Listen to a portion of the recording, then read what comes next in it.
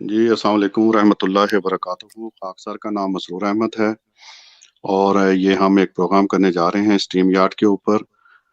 میرے ساتھ ہیں نادر بھائی موجود ہیں، طلعت بھائی موجود ہیں اور سید عامر علی بھائی موجود ہیں۔ آج ہم جن کا انٹرویو کرنے جا رہے ہیں وہ بہت ہی پیاری ہماری بہن ہے۔ یہ بہن پہلے شیعہ مسلمان تھیں اور وہاں سے پھر یہ احمدی مسلمان ہوئی ہیں۔ بہت تکالیف اٹھائی ہیں۔ یہ چھوٹا سا پروگرام ہم کرنے جا رہے ہیں، لیکن اگر آپ ان کی ساری اسٹوری سنیں گے تو شاید کافی دن لگ جائیں وہ سننے میں۔ اور جو انہوں نے تکالیف اٹھائی ہیں جماعت احمدیہ قبول کرنے کے بعد، وہ بہت ہی دردناک قسم کی تکالیف ہیں جو انسان بیان بھی نہیں کر سکتا، اور سنتے ہوئے بھی اس کے رونگٹے کھڑے ہو جاتے ہیں۔ تو تعارف کرواتے ہیں ہم سب سے پہلے ہماری پیاری بہن ہمارے ساتھ موجود ہیں۔ جی پیاری بہن، آپ کو آواز آ رہی ہے ہماری؟ جی السلام علیکم۔ جی وعلیکم السلام۔ اچھا پیاری بہن، پہلا تو یہ ہے کہ آپ چھوٹا سا اپنا تعارف کروا دیں۔ کیا آپ نے کیا تعارف کیا ہے آپ کا؟ آپ پہلے شیعہ مسلمان تھی جو مجھے پتا ہے، وہاں سے آپ احمدی مسلمان ہوئی ہیں، تو تھوڑا سا اپنا تعارف کروا دیں۔ جی میں اپنا تعارف کرواتی ہوں۔ میرا تعلق اہل تشیع کے ایسے خاندان سے تھا جنہیں آپ کہہ لیں کہ بہت زیادہ کٹر شیعہ ہیں۔ تقریباً پورا خاندان ہی ذاکرین سے بھرا ہوا ہے، اور محرم میں ہمارے گھر میں بہت زیادہ پابندی سے مجلس ماتم ہوتا تھا، اور میں خود یعنی کہ ان چیزوں میں بہت زیادہ انوالو تھی۔ تو یہی تعارف ہے میرا کہ اہل تشیع خاندان سے تھا میرا تعلق۔ تو آپ کو احمدیت کا پہلا تعارف کیسے ہوا؟ احمدیت کا پہلا تعارف اس طرح ہوا کہ میری شادی لاہور ہوئی میرے تایا ابو کے بیٹے کے ساتھ۔ تو ہمارے گھر کے سامنے ہمارے جاننے والوں کا گھر تھا، وہ فیملی فرینڈ تھے، وہ احمدی تھے، تو ان کے گھر آنا جانا تھا، تو ان سے کافی بحث و مباحثہ ہوتا تھا، اور وہ آ کر مجھے میرے ہسبینڈ کو تبلیغ کرتے تھے۔ تو یہ ہے کہ کافی عرصہ یعنی کہ تقریباً 5 سال تک یہ ہمارا بحث و مباحثہ چلتا رہا۔ لیکن 2009 کا سورج میرے لیے ایک ہدایت کی روشنی لے کر آیا، اور اس میں اللہ تعالیٰ نے مجھے ایسے نشانات دکھائے کہ میں احمدیت کو قبول کیے بغیر رہ نہیں سکی۔ وہ کیا دلیل تھی جو آپ نے دیکھی؟ اور آپ نے پہلا جو انسان کا ریئیکشن ہوتا ہے وہ ایک دلیل دیکھ کے ہوتا ہے کہ یہ جو چیز دیکھی ہے میں نے، یہ واقعی جو ہے یہ حقیقی اسلام ہے، اور یہ دلیل جو ہے یہ قرآن اور حدیث کے مطابق ہے۔ جی جی، سب سے پہلے جو میرا احمدیت کی طرف قدم تھا وہ میں نے جب سورہ المائدہ کی آیت نمبر 116 پر غور کیا، تو میں اس بات پر متفق ہو گئی کہ حضرت صلی اللہ علیہ وسلم وفات پا چکے ہیں، کیونکہ اس آیت کے مطابق حضرت صلی اللہ علیہ وسلم دوبارہ دنیا میں نہیں آئیں گے، اور اگر وہ دنیا میں دوبارہ انہوں نے آنا ہوتا تو قیامت کے دن وہ اپنی قوم سے لا علمی کا اظہار نہیں کرتے۔ تو یہ میرا پہلا قدم تھا۔ اس پر جو میرے ہسبینڈ تھے، جب میں نے حضرت صلی اللہ علیہ وسلم کی وفات کو قبول کر لیا تو انہوں نے بہت یعنی کہ پریشان ہوئے۔ انہوں نے کہا کہ تم نے یہ کیا کیا، حضرت صلی اللہ علیہ وسلم کی وفات تم نے کس طرح قبول کر لی؟ تو میں نے کہا کہ میں قرآن کی آیات کو انکار نہیں کر سکتی۔ تو وہ بہت پریشانی میں میری بہن کے پاس، میری سسٹر کے پاس گئے، تو انہوں نے کہا کہ وہ تو اس نے حضرت صلی اللہ علیہ وسلم کی وفات کو قبول کر لیا، تو کہیں وہ مرزائی نہ ہو جائے۔ تو میری بہن جو ذاکرہ تھی وہ بہت زیادہ انہوں نے کتب وغیرہ رکھی ہوئی تھی، تو انہوں نے میرے ہسبینڈ کو ایک کتاب دی، وہ احمدیت کے خلاف لکھی ہوئی تھی، اس میں کچھ تحریرات الگ الگ کتابوں سے لی ہوئی تھی۔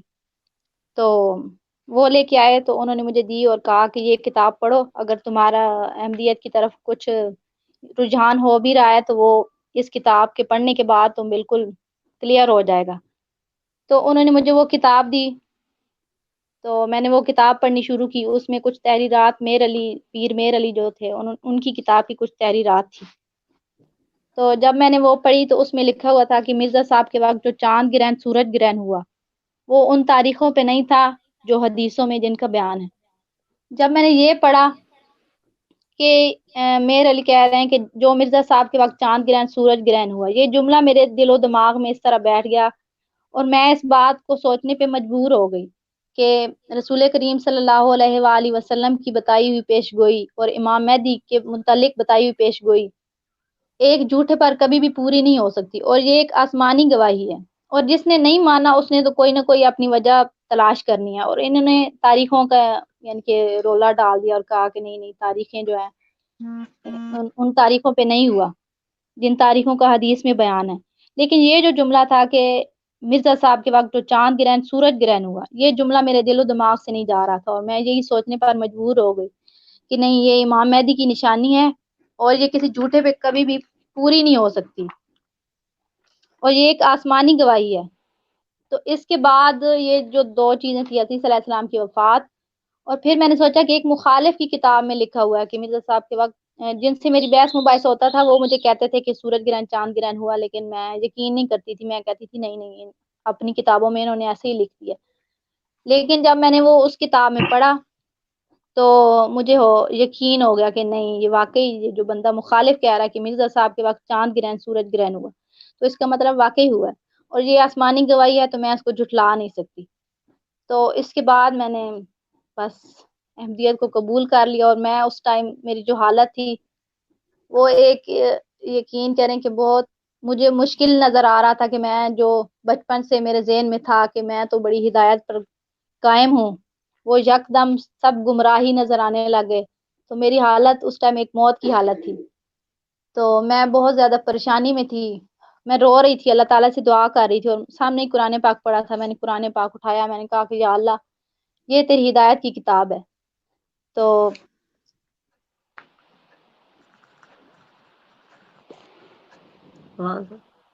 جی جی بولیں، آپ بولیں، آپ کی جی، آواز آ رہی ہے۔ آواز آ رہی ہے آپ کی، بولیں۔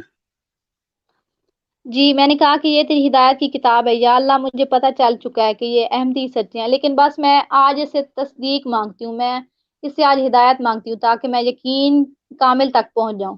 میں اللہ تعالیٰ کے سامنے اس طرح ایک بچے کی طرح رو رہی تھی اور دعا کر رہی تھی کہ یا اللہ مجھے دکھا، میں پہنچ چکی ہوں سچائی تک، لیکن مجھے بس اس قرآن کے ذریعے تصدیق چاہیے۔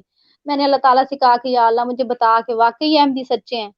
تو یقین کرے میں رو رو کے اللہ تعالیٰ سے پوچھ رہی تھی اور قرآن پاک اٹھا کے دعا کر رہی تھی، اور میں نے جیسے ہی اللہ تعالیٰ سے پوچھا اور کہا کہ یا اللہ مجھے بتا واقعی یہ احمدی سچے ہیں، تو میں نے قرآن پاک کھولا تو آگے سے آیت آئے گی، انہی لوگوں میں سے ایک شخص تھا جس کے پاس ہم نے وہی بھیجی تھی کہ لوگوں کو اللہ سے ڈراؤ اور جنت کی خوشخبری دے دو۔ بس یہی میرا پڑھنا تھا کہ میں نے کہا بس میرے سوال کا جواب مجھے خدا تعالیٰ نے دے دیا اس ہدایت کی کتاب کے ذریعے، اور میں اس یقین تک پہنچ چکی ہوں، تو اب مجھے کوئی بھی نہیں روک سکتا۔ تو میں بس ان سامنے ان کے گھر گئی تو میں نے کہا کہ میں ایسے بیعت کرنا چاہتی ہوں، تو ان کو یقین نہ آیا، انہوں نے کہا کہ نہیں آپ علی کی قسم کھائیں اس طرح۔ میں نے کہا نہیں واقعی میں بیعت کرنا چاہتی ہوں۔ تو انہوں نے کہا کہ ٹھیک ہے، ابھی فی الحال آپ سلام پہنچائیں، حضرت مسیح موعود علیہ السلام کی تصویر تھی، تو ان کو میں نے سلام پہنچایا، تو انہوں نے کہا کہ ابھی آپ فی الحال بیعت آپ کی نہیں ہو سکتی، لیکن آپ کچھ ٹائم دیکھیں۔ تو میں گھر آ گئی اسی طرح۔ کچھ دنوں بعد میرے شوہر کو شک ہوا، تو انہوں نے کہا کہ اب کوئی بحث مباحثہ نہیں ہوتا، تم کہیں مرزائی تو نہیں ہوگی؟ تو میں نے کہا کہ میں ابھی اسی سوچ میں تھی، تو انہوں نے قرآن پاک اٹھا کے میرے سر پہ رکھ دیا، اور انہوں نے کہا کہ اب بتاؤ کہ تم مرزائی تو نہیں ہوگی؟ میں نے بس اتنا ہی کہا، میں نے کہا کہ میں نے مان لیا ہے کہ یہ سچے ہیں، یہ میرا کہنا تھا۔ انہوں نے ایک کال ملائی اپنے بابا جی کو، انہوں نے کہا کہ وہ مرزائی ہو گئی ہے۔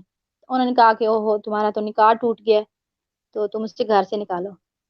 بس انہوں نے کال بند کی اور میرے بازو سے پکڑا، میں ایسے ہی بیٹھی تھی، میرے گود میں میری بیٹی تھی 10 ماہ کی، تو انہوں نے میرے بازو سے پکڑا اور مجھے جوتا تک پہننے کی مہلت نہیں دی، اور مجھے گھر سے نکال دیا ننگے پاؤں۔ اب میں ننگے پاؤں کھڑی تھی گلی میں، مجھے سمجھ نہیں آ رہی تھی میں کہاں جاؤں کیا کروں، لیکن میری کزن کا گھر تھا نزدیک ہی تھوڑا، میں نے سوچا کہ ادھر چلی جاتی ہوں، تو میں ایسے ہی روتے ہوئے ننگے پاؤں اس کے گھر چلی گئی۔ تو بس یہ ہے کہ وہاں سے پھر مشکلات کا مرحلہ شروع ہوا۔ تو جی اچھا نادر بھائی، اگر آپ نے جی میں نے یہ آپ سے پوچھنا تھا کہ آپ نے یہ ابھی ذکر کیا ہے، تھوڑا سا اپنی مشکلات کا بھی آپ نے ہنٹ دیا ہے، تو آپ کی جو مشکلات جو آپ کے اوپر پیش آئی ہیں، یا آپ کی جو پرسیکیوشن ہوئی ہے، جو ظلم و ستم ہوئے ہیں، وہ زیادہ تر کس طرف سے ہوئے ہیں؟ آپ کے خاندان والوں کی طرف سے یا کس طرف سے؟ تھوڑا سا اس حوالے سے بھی روشنی ڈالیں۔ اور دوسرا میرا اسی کے ساتھ ایک اور سوال ہے کہ آپ کے خاندان میں بھی کوئی پہلے احمدی ہے یا نہیں ہے؟ تو تھوڑا سا یہ بھی بتائیں، اور مشکلات کہاں سے زیادہ ہوئی ہیں اس کا بھی ذکر کریں مہربانی۔ جی وہی میری مشکلات شروع ہوئی، میں نے بتایا کس طرح میں اپنی کزن کے گھر چلی گئی، وہاں سے ہی میں سلسلہ جوڑتی ہوں۔ تو کچھ دن میں اس کے گھر رہی، وہ اتنی شدت پسند نہیں تھی کہ مذہب کے معاملے میں، اس نے کہا کہ نہیں ٹھیک ہے آپ نے مان لیا تو کوئی بات نہیں ہے۔ تو میرے ہسبینڈ کو بلایا، سمجھایا کہ نہیں ایسے نہ کریں۔ اس ٹائم میرے بچے چھوٹے تھے بالکل، ایک بیٹی تھی 10 ماہ کی تھی، وہ چھوٹی تھی۔ تو میرے ہسبینڈ کچھ دن بعد آئے تو کہتے چلیں کوئی بات نہیں، میں بچوں کی خاطر آپ کو لے کے جاتا ہوں، لیکن یہ ہے کہ آپ سے اب میرا تعلق ٹوٹ چکا ہے، تو یہ ہے کہ بچوں کی خاطر بس میں آپ کو لے کے جا رہا ہوں۔ وہ مجھے گھر لے کے آئے لیکن میرے ساتھ بہت زیادہ برا سلوک کیا، میرے سسر نے آنا جانا چھوڑ دیا، انہوں نے کہا کہ نہیں یہ مرزئی ہے۔ میری بہن جو تھی وہ آئیں، انہوں نے، ایک ہی میری بہن ہے، ہم بس 2 سسٹر ہیں، تو وہ آئیں اور انہوں نے بہت زیادہ روئی پیٹی اور کہا کہ تم عیسائی ہو جاتی، سنی ہو جاتی، مرزئی نہ ہوتی، اور مر جاتی تو اتنا دکھ نہیں ہونا تھا۔ میرے ہسبینڈ کو انہوں نے کہا کہ اس کو طلاق دے دو، یہ جب ذلیل ہوگی تو اسے خود پتہ چلے گا، بچوں کو میں پالوں گی۔ تو یعنی کہ بہت زیادہ مخالفت ہوئی، جو رشتہ دار تھے وہ سب کہنے لگے اس نے پیسے لے لیے ہیں، اس کو کوئی لالچ ہے، اس طرح کی باتیں شروع ہو گئی۔ خیر میرے شوہر لے کے آگے گھر رہنے لگے، تو اسی دوران میاں والی میں میرے پھپھا رہتے ہیں، تو انہوں نے مجھے خط لکھا، انہوں نے کہا کہ آپ نے یہ اچھا نہیں کیا، آپ تو اتنی ذاکرین کی بیٹی تھی اور آپ سے یہ امید نہیں تھی کہ آپ اس طرح کرو گی۔ تو انہوں نے اس خط میں حضرت مسیح موعود علیہ الصلوۃ والسلام پر کچھ اعتراضات لکھے کہ آپ کو تو پتہ ہی نہیں ہے ان باتوں کا، تو آپ کو ایسے ہی کسی نے ورگلا لیا۔ تو انہوں نے مجھے خط لکھا، میں نے اس کا جواب لکھنا شروع کیا۔ اسی دوران میرے ہسبینڈ کو پتہ چلا کہ میں ایسے انکل کو خط لکھا ہے، میں نے جواب دیا ہے، تو انہوں نے آ کر مجھے اتنا مارا کہ میرے چہرے پر کتنے دنوں تک نشان باقی رہے۔ میرے سر کو پکڑ پکڑ کے دیواروں کے ساتھ مارا کہ آپ نے جواب کیوں لکھا ہے۔ لیکن میں آج بھی اس مار کو جب یاد کرتی ہوں تو میں فخر محسوس کرتی ہوں، اور میں شکر کے کلمات میرے دل سے نکلتے ہیں کہ میں نے اپنے امام کی محبت میں مارے کھائی ہیں، اور خدا نے یہ فضل میرے حصے میں لکھا ہے، تو اس کا بہت بڑا احسان ہے۔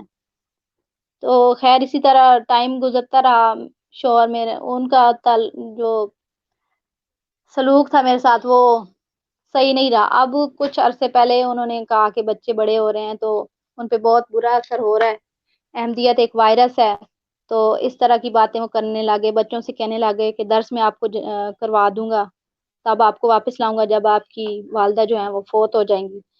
تو اسی طرح وہ دن رات لڑائی جھگڑا رہتا۔ آخر انہوں نے کہا کہ میں بس آپ کو طلاق دینا چاہتا ہوں، تو اس کے بعد انہوں نے مجھے ڈیورس دے دی۔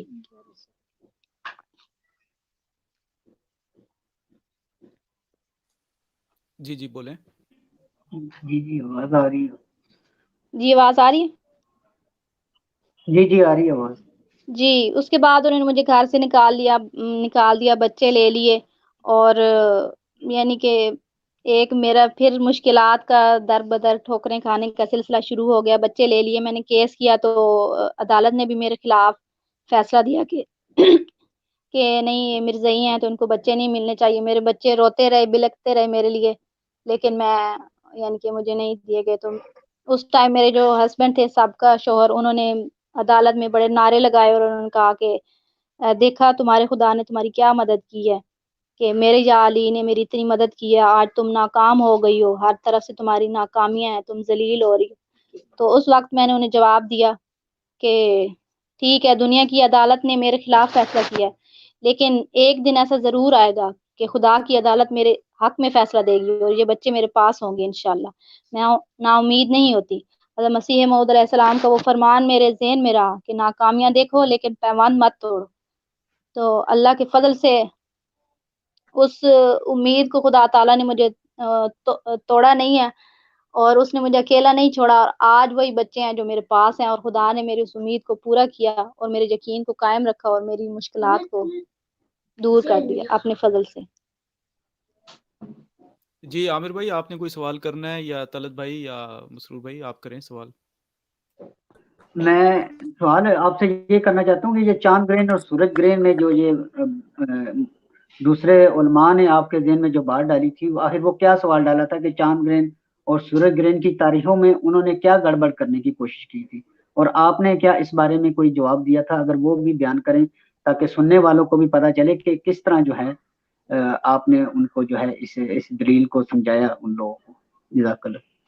جی اس میں ان کا یہی اعتراض تھا کہ وہ ہلال کی جو ہے 1 تاریخ کو چاند گرہن سورج گرہن ہوگا، تو حالانکہ دیکھا جائے تو جو سورج گرہن اور چاند گرہن کی جو تاریخیں ہیں، سورج گرہن کی جو تاریخ ہے 14 ہے، تو اس کی جو 1 تاریخ 13 رمضان کو چاند گرہن ہوا، تو اس کے مطابق یعنی کہ ان کی دلیل جھوٹی پڑتی ہے، کیونکہ وہ ہلال کو تو کبھی چاند گرہن ہو ہی نہیں سکتا۔ تو ان کا اعتراض یہی تھا کہ 1 تاریخوں کو ہونا چاہیے، جبکہ یہ 13 کو ہوا ہے. تو لیکن چاند گرہن کی جو پہلی تاریخ ہے وہ 13 ہی ہے، تو 13 کو ہی چاند گرہن ہوا 1894 میں. جی طلعت بھائی آپ کچھ پوچھنا چاہتے ہیں سوال؟ جی طلعت بھائی موجود ہیں ہمارے ساتھ؟ طلعت بھائی میرے خیال میں ڈسکنیکٹ ہو گئے ہیں. اچھا نادر بھائی اچھا میں آپ سے ایک سوال پوچھنا یہ چاہتا ہوں کہ مشکلات بھی آپ نے دیکھی اور بہت زیادہ پریشانیاں بھی آپ کے اوپر آئیں، پرسیکیوشن بھی آپ نے دیکھی، وہ تو ظاہر سی بات ہے کہ جو بھی شخص آج کل کے دور میں احمدی ہوتا ہے تو اس کے ساتھ یہ مسئلے مسائل تو ہوتے ہیں، لیکن چونکہ آپ ایک خاتون ہیں تو خاتون کے لیے یہ مسئلے مسائل بہت زیادہ ہوتے ہیں. تو ویسے جماعت میں آنے کے بعد آپ نے مزید جماعت کا کس حد تک لٹریچر پڑھا ہے اور آپ کیا سمجھتی ہیں کہ جو آپ نے فیصلہ کیا تھا وہ درست تھا یا غلط تھا؟ تو آپ کیا مطالعہ ہے آج کل، کیا آپ کی اسٹڈی ہے جماعت کی؟ جی میں نے کافی حد تک حضرت مسیح موعود علیہ الصلوۃ والسلام کی کتب کا مطالعہ کیا. جب میں گھر میں بھی تھی تو اپنے شوہر سے چوری چوری کتابیں پڑھتی تھی، اور اسی طرح یعنی کہ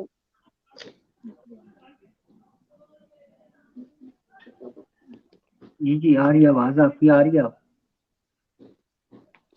جی ان کتب سے میں نے یہی دیکھا کہ جو حضرت مسیح موعود علیہ الصلوۃ والسلام کی تعلیم ہے وہ تمام انبیاء کی وہی تعلیم ہے کہ ایک خدا کی پرستش، اور خدا اور مخلوق میں جو دوری واقع ہو گئی تھی وہی دوری حضرت مسیح موعود علیہ الصلوۃ والسلام مٹانے کے لیے اس دنیا میں آئے.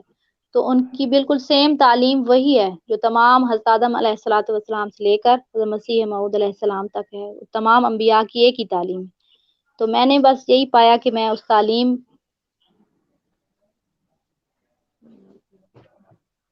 جی بولیں.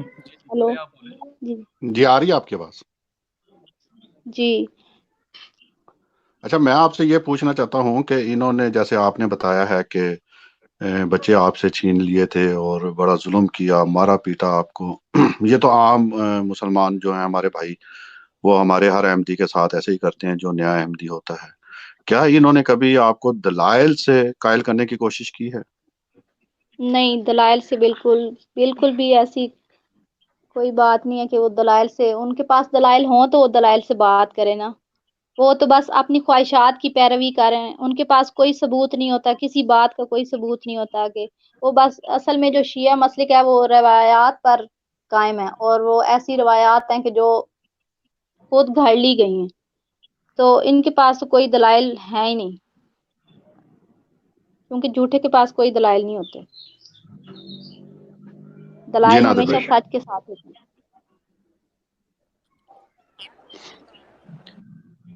جی نادر بھائی پوچھنا چاہتے ہیں آپ کوئی سوال؟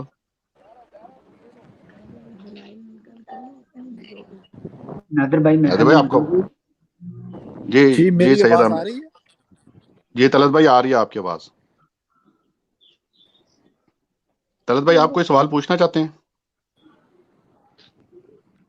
مجھے لگتا ہے طلعت کچھ بھائی کو کہنا ہماری چاہتا ہوں، میں آواز نہیں سوال جا رہی. نہیں چاہتا، لیکن میں جو لوگ ہمیں سن رہے ہیں.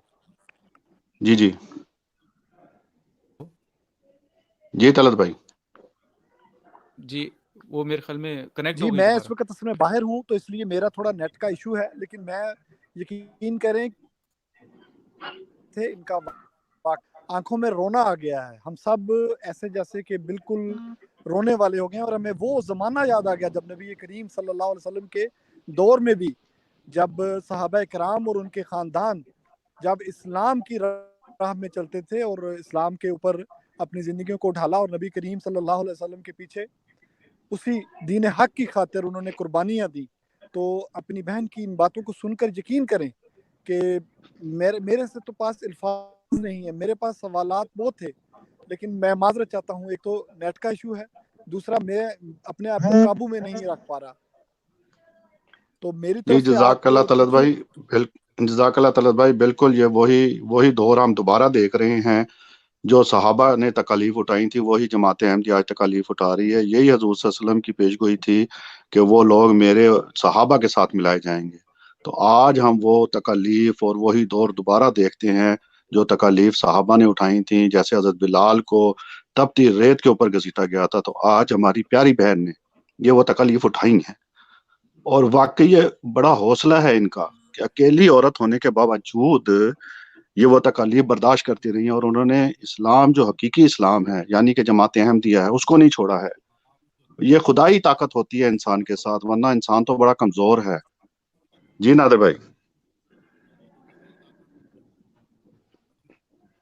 نادر بھائی آپ کو آواز آ رہی ہے؟ نادر بھائی کو بھی جی جی مجھے آ رہی ہے، لگتا ہے بالکل آ رہی ہے بس.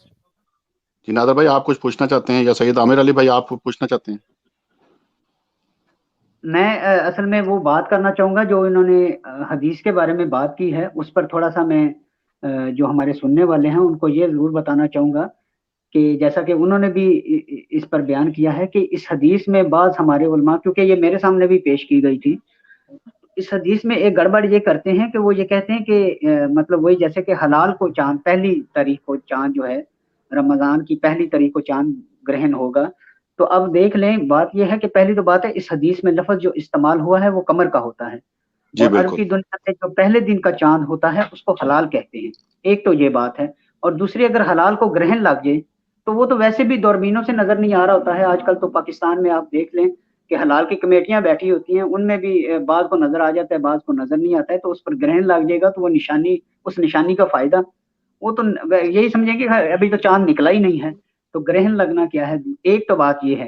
دوسری بعض کتابیں ہیں، جو دوست مانگنا چاہے گا ہم اس کو پیش کر دیں گے. بعض جو کتابیں ہیں اس میں درج ہے کہ وہ کن تاریخوں کو ہوگا، یعنی کہ چاند گرہن اور سورج گرہن کی جو تاریخیں ہیں وہ بتائی گئی ہیں کہ 13 14 اور 15 ہوتی ہیں، اور سورج کی جو ہوتی ہیں وہ 27 28 اور 29 کو. اور کیونکہ سورج کی درمیانی تاریخ ہے تو یہ ساری باتیں اکٹھی ہو گئی ہیں، اور آج تک کسی بھی دعوے دار کے لیے مطلب یعنی کہ دعوے دار کی یہ نشانی بیان نہیں کی گئی ہے. اور حضرت مرزا غلام احمد قادیانی علیہ السلام نے جب یہ دعویٰ کیا تھا تو لوگوں نے اس نشانی کو مانگا تھا کہ وہ نشانی کہاں ہے، حالانکہ لوگ اس پر یہ سوال ہوتا تھا، بعض حدیثوں میں درج ہے کہ یہ ضعیف ہے، تو پھر بھی حضرت مسیح موعود علیہ السلام سے کہتے تھے کہ یہ نشان بتاؤ، یہ نشان کہاں ہے، خاص طور پہ اہل تشیع. لیکن وہ جب نشان پورا ہو گیا تو اس پہ وہی جو ہے اعتراضات من گڑت کہ پہلی تاریخ کو ہونا چاہیے، پھر رمضان کی 15 تاریخ کو سورج گرہن ہونا چاہیے. تو اس طرح لوگ عوام کو دھوکہ دیتے ہیں، لیکن یہ بہت بڑا ایک نشان ہے جو آسمانی نشان ہے، اور اللہ تعالیٰ نے آسمان سے ظاہر کیا ہے، جس میں کسی قسم کا کوئی بھی ایسا فعل نہیں ہے یا ایسی بات نہیں ہے کہ جس کی تعویل کی گئی ہو. جب ظاہری نشان کو لوگ ماننے کے لیے تیار نہیں ہیں تو تعویلوں کو یا پھر دوسری باتوں کو یہ کہیں کہ اس میں مثال دے کر کسی چیز کو سمجھانا یا اور بات میں پیش کرنا، وہ کہاں مانیں گے جو آسمانی نشان کو نہیں مانتے ہیں. میرا جی جزاک اللہ سید عامر بھائی. میں اپنی پیاری بہن سے یہ پوچھنا چاہتا ہوں کہ ابھی بھی ان کے گھر والوں کا کیا ریئیکشن ہے؟ ابھی بھی وہ مخالفت ہی کرتے ہیں یا ان کا کوئی رجحان ہے ان کی طرف؟ ابھی تو یہ ہے کہ ابھی میں بالکل تنہا تھی. میرے یعنی کہ والدین تو پہلے ہی وفات پا چکے تھے، بہن تھی وہ بھی مخالف تھی، سارا خاندان مخالف تھا. تو یہ ہے کہ اس کے بعد میرے جو سابقہ شوہر تھے انہوں نے شادی کر لی دوسری، تو پھر وہ تنگ ہو گئے تو انہوں نے بیٹیاں مجھے بچے دے دیے. تو چھوٹا میرا بیٹا جو تھا وہ 4 سال کا ہے، تو وہ دوبارہ واپس لے لیا انہوں نے. تو لیکن میں یہی کہتی ہوں کہ میں ایسے ہزاروں بیٹے ہوں میرے، تو میں حضرت مسیح موعود علیہ السلام کے قدموں پہ وار دوں.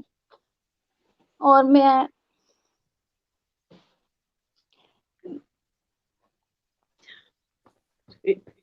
جی آپ کے جذبات ہم بتانا سمجھ یہ سکتے چاہ ہیں. رہی تھی کہ جی بیٹا ہے ان کے پاس، بیٹیاں میرے پاس ہیں، الحمدللہ خوش ہیں.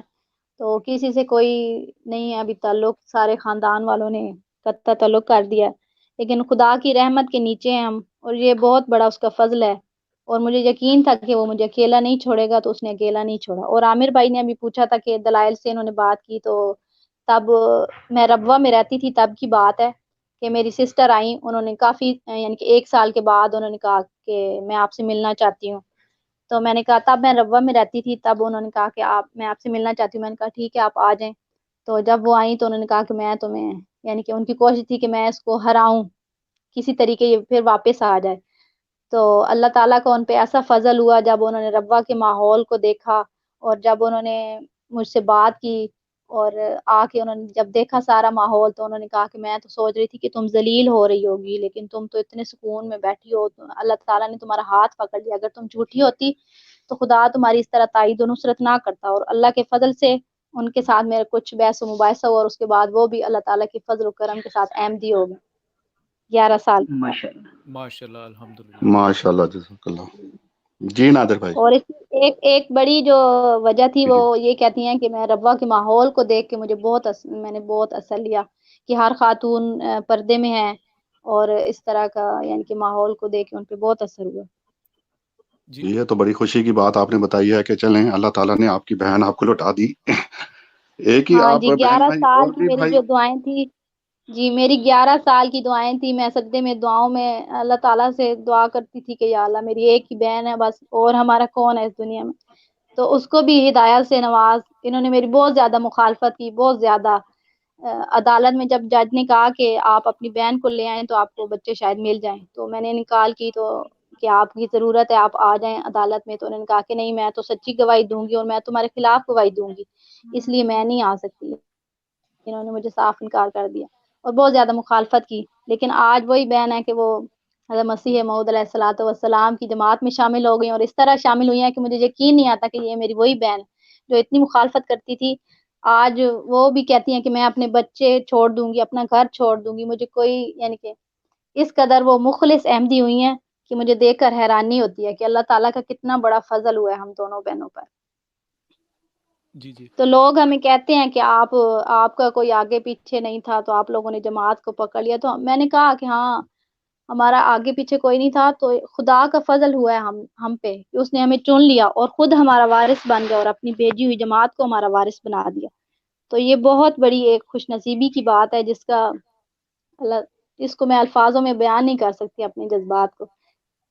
یہ تو بڑی خوشی کی بات آپ نے بتائی ہے کہ آپ کی بہن بھی آپ کے پاس آ گئی، یہ احسان ہے اللہ تعالیٰ کا آپ کے اوپر کہ آپ جی اکیلی جی نہیں رہی ہیں، دو ہو گئی ہیں۔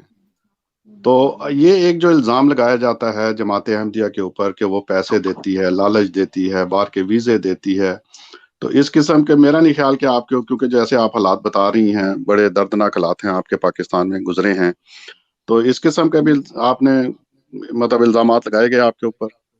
جی جی میرے رشتہ داروں نے کہا کہ اس نے پتہ نہیں کتنے لاکھوں روپے لے لیے ہیں، کوئی وجہ تھی، کیا وجہ تھی، اس کو ہو کیا گیا، اس کے تو اتنے ذاکرین سے، ان کے نانا دادا سارے جو تھے وہ آباء و اجداد جو تھے وہ اتنی مومن فیملی سے تھے، ذاکرین تھے، تو یہ ایسے ہو نہیں سکتی تھی، تو کیا وجہ ہوئی ہے، اس نے ضرور پیسے لیے ہوں گے۔ تو اس طرح کے الزامات تو وہ ظاہر سی بات ہے جو بھی احمدی ہوتا ہے اس پہ لگائے جاتے ہیں۔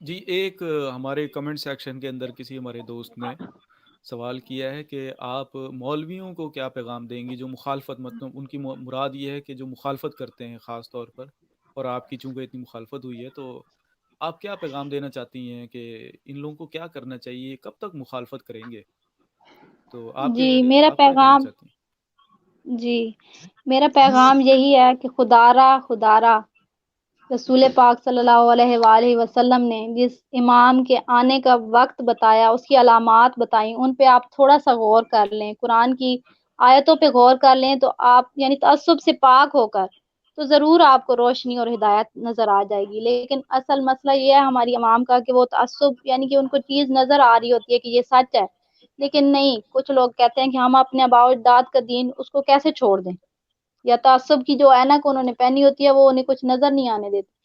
تو میرا یہی پیغام ہے کہ تعصب سے پاک ہو کر تقوی کو ہاتھ میں رکھ کے ایک دفعہ آپ دیکھیں اور کوشش کریں اور اللہ تعالیٰ سے مانگیں کہ کیا واقعی یہ سچے ہیں، تو یا اللہ ہمیں دکھا، ہماری آنکھوں سے وہ پردے ہٹا دے، تو ضرور اللہ تعالیٰ ان کی مدد کرے گا۔